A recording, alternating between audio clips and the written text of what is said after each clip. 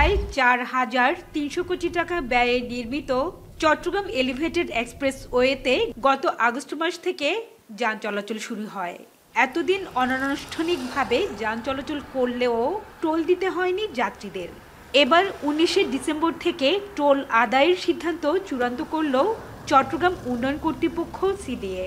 প্রথম দিকে ঠিকাদারি প্রতিষ্ঠান নিয়োগ না হওয়া পর্যন্ত সিডিএ নিজেই টোল আদায় করবে। প্রাথমিকভাবে মোট ৪টি পয়েন্টে টোল বক্সের মাধ্যমে শুরু হবে এ টোল আদায়। লালখানবাজার থেকে ১৬ কিলোমিটারের এই এক্সপ্রেসওয়ের যাত্রা শুরু হলেও আখতারুজ্জামান ফ্লাইওভারের সাথে এটিকে সংযুক্ত করা হয়েছে। আপাতত ফ্লাইওভারের মুরাদপুর ও ২ নম্বর গেটের র্যাম্প থেকে এক্সপ্রেসওয়েতে উঠতে হবে যাত্রীদের। ফলে আগে যেখানে বিমানবন্দর যেতে ১.৫ থেকে ২ ঘন্টা লাগত, এখন এক্সপ্রেসওয়ে দিয়ে সর্বোচ্চ ৩০ মিনিটেই পৌঁছাবেন যাত্রীরা। ফেব্রুয়ারিতে চালু হবে জিইসি মোড়ের র্যাম্পও। টাইগার বাসে উঠার র্যাম্পটা আমরা এখন আপাতত করছি না, যেহেতু পরিবেশের একটা বাধা ছিল, এখানে গাছ কাটার বিষয় ছিল। ওইটা আপনারা অপশন রেখেছি, বাট এটা এখন করবো না আপাতত। কিন্তু টাইগার এই জিইসি র্যাম্পটা করতে হবে, কারণ এটা হার্ট অফ দ্য সিটি। ১০,০০০ গাড়ি অ্যাভারেজে উঠানামা করছে।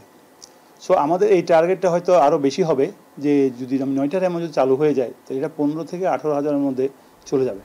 ইতিমধ্যে পতেঙ্গা প্রান্তে টোল বক্সে ইলেকট্রিক সংযোগ দেওয়া হয়েছে। প্রবেশ পথে বসানো হয়েছে সিসি ক্যামেরা। সড়কবাতি বসানোর কাজও শেষ। ২০ মিনিটে আমরা এখানে চলে আসছি। আমরা যদি নিচে আসতাম তাহলে আমাদের মিনিমাম ঘন্টা ১.৫ ঘন্টা সময় লাগতো। এই যে সময়টা যে পাচ্ছে, এটা আমরা খুশি আর কি। মেশিনের কাম সিসি ক্যামেরা সব কারেক্ট হয়ে গেছে। বিভিন্ন পয়েন্টে কিছু কাজ বাদ ছিল, সেগুলো সবকিছু কমপ্লিট হয়েছে মোটামুটি আর কি। এখন সব প্রস্তুতির ধারক আছে।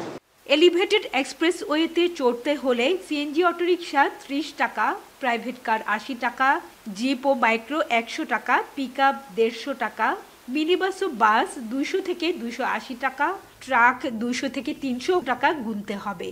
তবে কন্টেইনারবাহী ট্রেইলার ও মোটরসাইকেলকে নিরাপত্তা বিবেচনায় চলাচলের অনুমতি দেয়া হয়নি। প্রাথমিকভাবে নগদ টাকায় টোল আদায় করা হলেও শিগগিরই ডিজিটালি এসব টোল বক্সে বিকাশ, নগদ ও ব্যাংক কার্ডের মাধ্যমে টোল দিতে পারবেন যাত্রীরা।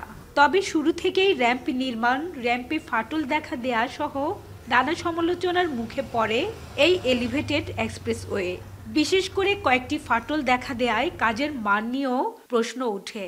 ২০১৯ সালে এই এক্সপ্রেসওয়ে নির্মাণের কাজ শুরু হলেও এখনও পুরোপুরি কাজ শেষ হয়নি। নগরীর আগ্রাবাদ, নিমতলা, বিশ্ব রোড, জিইসি সহ ৯টি পয়েন্টে র্যাম্প নির্মাণের কাজ চলমান। যদিও জুনে প্রকল্প বাস্তবায়নের বর্ধিত মেয়াদ শেষের কথা ছিল। হাজেরা শিউলি, এখন চট্টগ্রাম। মাঠের অলরাউন্ডার আমি, আর ঘরের allrounder Tylox. Tylox toilet cleaner. Clean মানেই টাইলক্স।